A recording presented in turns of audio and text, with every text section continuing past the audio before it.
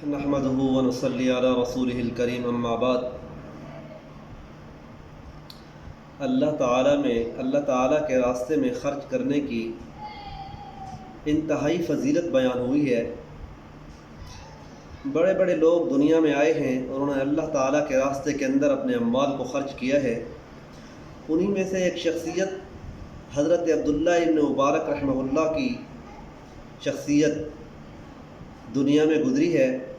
وہ ایسی شخصیت تھے کہ جن کی زندگی مسلمانوں کے لیے مشعل راہ ہے، اور اللہ تعالیٰ نے ان کو ہر قسم کی برکات سے نواز رکھا تھا۔ علوم و معارف کے ساتھ ساتھ ان کا ایک خاص ذوق تھا کہ وہ اللہ کے راہ میں خرچ کرنا اپنے لیے ایک فریضے کی حیثیت سمجھتے تھے۔ ایک تو واجبی صدقات ہوتے ہیں، بلکہ وہ نفلی صدقات کے اندر کثرت سے خرچ کیا کرتے تھے۔ خاص طور پہ حج عمرے کے اندر خرچ کرنا ان کا ایک اہم وتیرہ تھا۔ علماء نے لکھا ہے کہ حضرت عبداللہ ابن مبارک رحمہ اللہ جب بیت اللہ حج کے ارادے سے سفر کا ارادہ فرماتے تو لوگ ان کے ساتھ جمع ہو جاتے تھے، قافلہ تیار ہو جاتا، وہ لوگوں کو ساتھ لے کر چلتے اور پہل مدینہ منورہ حاضری دیتے، اور جب مدینہ منورہ پہنچ جاتے روضہ اقدس صلی اللہ علیہ وسلم پر حضور اقدس صلی اللہ علیہ وسلم کی بارگاہ اقدس کے اندر سلام کا نذرانہ پیش کر لیتے۔ تو اس کے بعد لوگوں سے پوچھتے کہ آپ کے اہل و عیال والوں نے آپ کے ذمہ کون کون سی چیزیں لگائی تھیں۔ لوگ ان کو بتاتے تھے کہ حضرت یہ چیزیں ہمارے ذمہ لگائیں۔ جب حضرت سفر کا ارادہ کرتے تو ساروں کا زاد راہ لے کر ایک صندوق کے اندر بند کر لیا کرتے تھے، اور ایک سواری کے اوپر اس کو لاد دیا کرتے تھے اور سفر کرتے۔ تو لوگوں سے جب پوچھ لیتے تو لوگ بتاتے کہ حضرت ہمارے گھر والوں نے یہ بتایا ہے، یہ چیز لانی ہے۔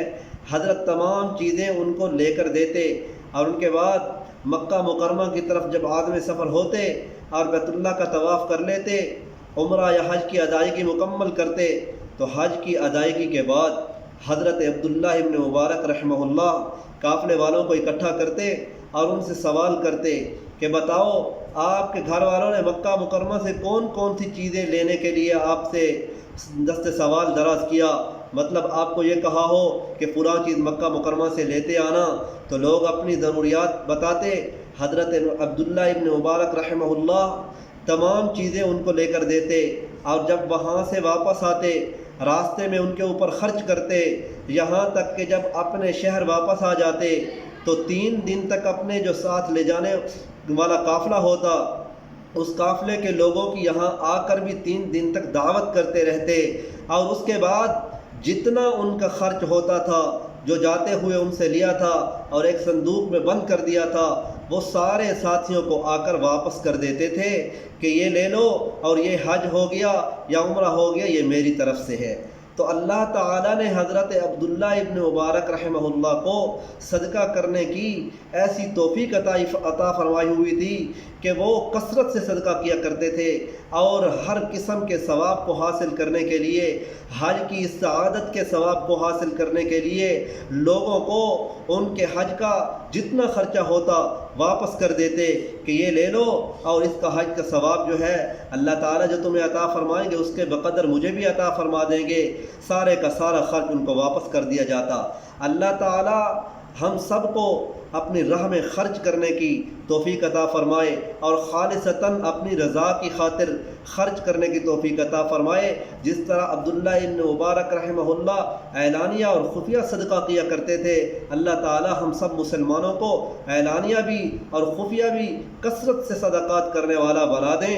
وما علینا الا البلاغ۔